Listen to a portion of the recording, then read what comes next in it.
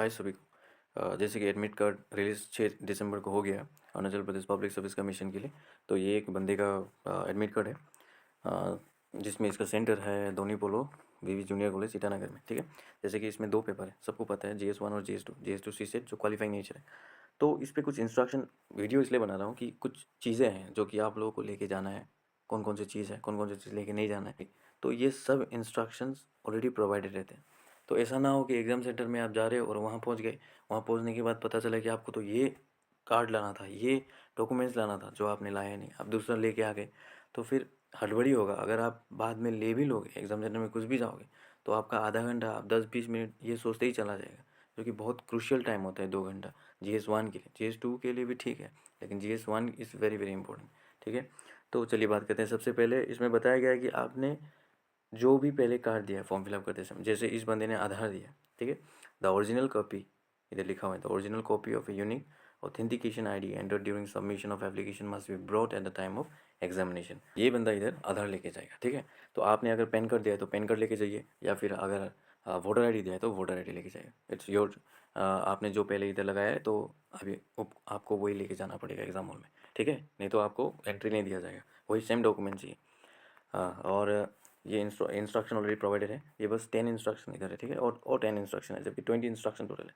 इसमें पहला बताया गया कि एडमिट कार्ड लेके आना है, और दूसरा, एडमिट कार्ड में कुछ भी बाहर से अगर लिख के लेके जाओगे आप, तो उसको चीटिंग माना जाएगा। ठीक है, तो आपने चीटिंग भले ही नहीं किया हो, आपने उस उधर बस एडमिट कार्ड में अपना नाम लिख के आप अंदर घुस गए हो, लेकिन अंदर जब इन्विजिलेटर ऊपर आप देखिएगा, उधर इन्विजिलेटर चेक करेगा, तो उसको लगेगा कि ये तो आप बाहर लिख के आए हो, या चीटिंग कर रहे हो, या किसी को हेल्प कर रहे हो, तो फिर वो आपका चीटिंग माना जाएगा। ठीक है, और admit card must be preserved till the declaration of the final result of the examination. हाँ, ये सबको पता है, तब तक रखना है, क्योंकि डाउनलोड नहीं कर सकोगे तब आप, तो इसको प्रिजर्व करके रखना है। इसमें सबसे मेन बात यह है कि एंट्री और एग्जिट पॉइंट। ठीक है, तो एग्जिट तो वो इतना खास मायने नहीं है, सबको साथ में एग्जिट करना देगा, लेकिन एंट्री में, जो कि फर्स्ट शिफ्ट का एग्ज़ाम है 9 बजे से लेके 11 बजे तक, 2 घंटे का, तो 8:45 में गेट को बंद किया जाएगा। मतलब आप थोड़ा लेट हो गए, वो कुछ भी रीज़न हो, आपको ट्रांसपोर्टेशन का प्रॉब्लम हुआ, आपका एरिया में फ्लड है, वो कुछ भी हो, कुछ भी हो, आपको रिहाई नहीं दिया जाएगा। ठीक है, आपको घुसने नहीं दिया जाएगा अगर आप 8:45 AM से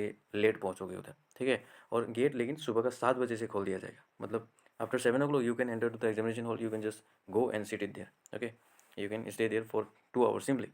लेकिन इतना जल्दी घुसने का फ़ायदा नहीं है, पर आप 7 साढ़े 7 बजे एग्ज़ाम सेंटर के आसपास में पहुंच जाइए। ठीक है, सेकेंड शिफ्ट में भी सेम कि 11:30 से घुसने नहीं दिया जाएगा, और सॉरी 11:30, ठीक है, 11:30 से गेट ओपन हो जाएगा, और 12:45 के बाद घुसने नहीं दिया जाएगा। ठीक है, और ये इधर बहुत अच्छा लगा मुझे ये देख के कि biometric enrolment and frisking are mandatory for all candidate. Candidate should ensure that both frisking and biometric enrolment is done before entering the examination hall. मतलब आपका बायोमेट्रिक लिया जाएगा, ठीक है, घुसने से पहले, ताकि कोई फ्रॉड ना हो ना एग्जाम की, नाम किसी का और एग्ज़ाम देने के लिए कोई और रहा है, तो इस कन्फ्यूजन को वो करने के लिए, क्लियर शो देने के लिए बायोमेट्रिक एनरोलमेंट किया गया। फिर दूसरा, हर एग्ज़ाम में मोबाइल फ़ोन अलाउड नहीं है, ब्लूटूथ डिवाइस अलाउड नहीं है, इलेक्ट्रॉनिक गैजेट अलाउड नहीं है। लेकिन यहाँ कुछ यूनिक है।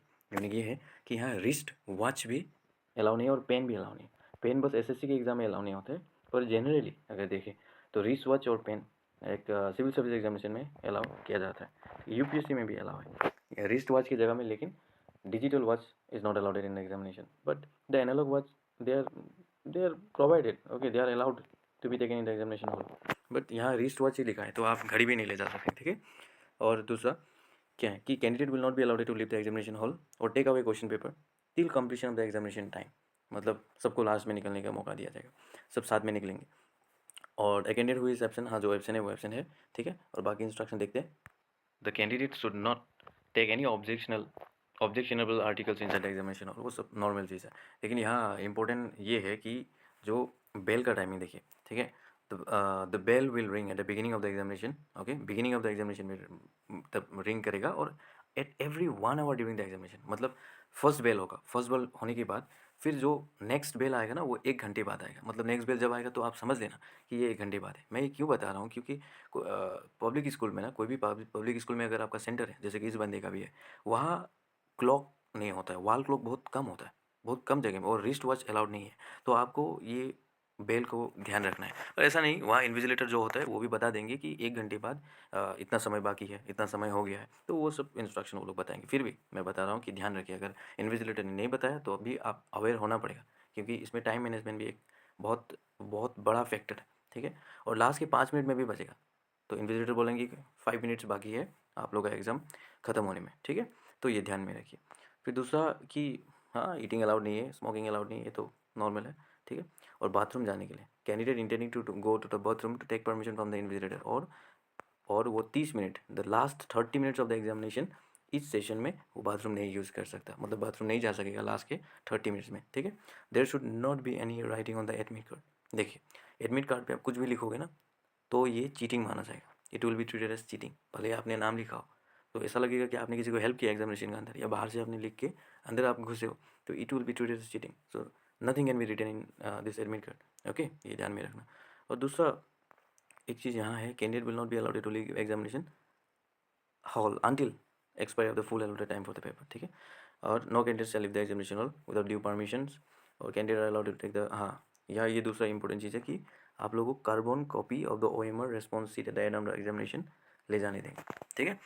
आपका जो OMR शीट होगा ना, जो भी OMR शीट होगा, इसके ठीक बैक साइड में एक कार्बन कॉपी लगा होगा।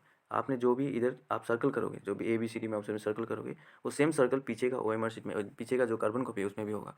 तो एग्जामिनेशन खत्म होने के बाद आप ये जो सीट है वो तो सबमिट कर दोगे OMR शीट, लेकिन जो कार्बन कॉपी है ना, वो आपको लेके आने दिया जाएगा, जो कि आप इसके हेल्प से आप चेक कर सकोगे कि आपने कितना सही किया, कितना गलत किया बाद में, ठीक है।